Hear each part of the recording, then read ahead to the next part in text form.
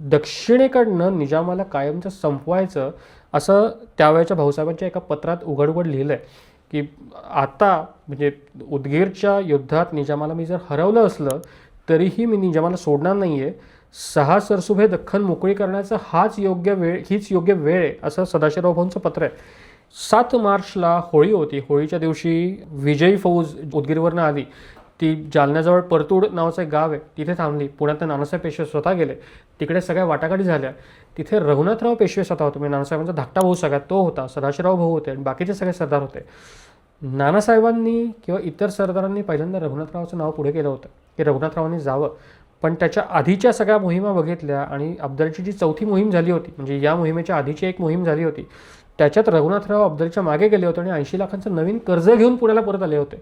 नानासाहेबांचं म्हणणं काय असायचं की तुम्ही मुलुगगिरीवरती जाता तेव्हा तुम्ही पैसा त्या प्रांतातून मिळवायचा, तुमचं पोट तुम्ही तिकडे भरायचं आणि वसूल घेऊन पुण्याला परत यायचं. तुम्ही इथनं पैसा घेऊन जायचा नाही, तुम्ही कर्ज घेऊन जायचं नाही किंवा कर्ज घेऊन यायचं नाही. रघुनाथरावांनी 80 लाखांचं कर्ज आधीच घेऊन तो आला होता आणि तोंड वर करून रघुनाथरावांनी सांगितलं की मला 1 करोड रुपयाचा खजिना द्या आणि मला इतकी इतकी फौज द्या तर मी अफजलशी लढायला जातो. नानासाहेब चिडले. हे आपल्या घरातली हे नाही आहे, परिस्थिती नाही आहे. एक तर आपल्यावरती कर्ज इतकं आहे, आपण सतत लढाया करतोय, आपण ऐशारामात जगत नाही आहोत. हा सगळ्यात मोठा गैरसमज आहे बेसिकली की पेशवे कायम ऐशारामात जगले.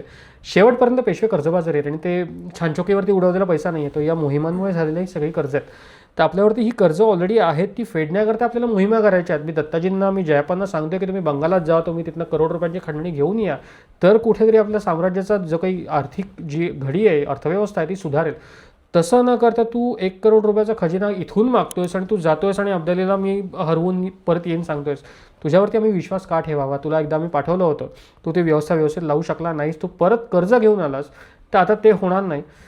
त्या सगळ्या 7 दिवसाच्या घडामोडीत असं ठरलं की सदाशिवराव भाऊंनी जावं. भाऊंनी उदगीरचं युद्ध नुकतंच जिंकलं होतं. भाऊंनी त्याच्या आधीची सगळी युद्ध जी निजाम असेल किंवा इतरांच्या विरुद्ध झाली असेल ही सगळी जिंकली होती. एकही युद्ध भाऊ हरलेले नव्हते.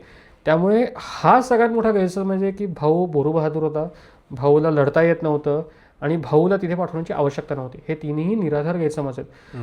भाऊ हा उत्तम सेनानी होता, तो प्रशासकीय बाबीत अतिशय उत्तम माणूस होता आणि त्यावेळेच्या संपूर्ण जर तुम्ही सरदारांची यादी बघितली तर सगळ्यांचा सदाशिवराव भाऊला पाठिंबा आहे. कोणीही म्हणत नाही की भाऊला तिकडे पाठवू नका. त्यामुळे नानासाहेब पेशवेंनी डिसिजन घेतला आणि सदाशिवराव भाऊ उत्तरेकडे जायला निघाला.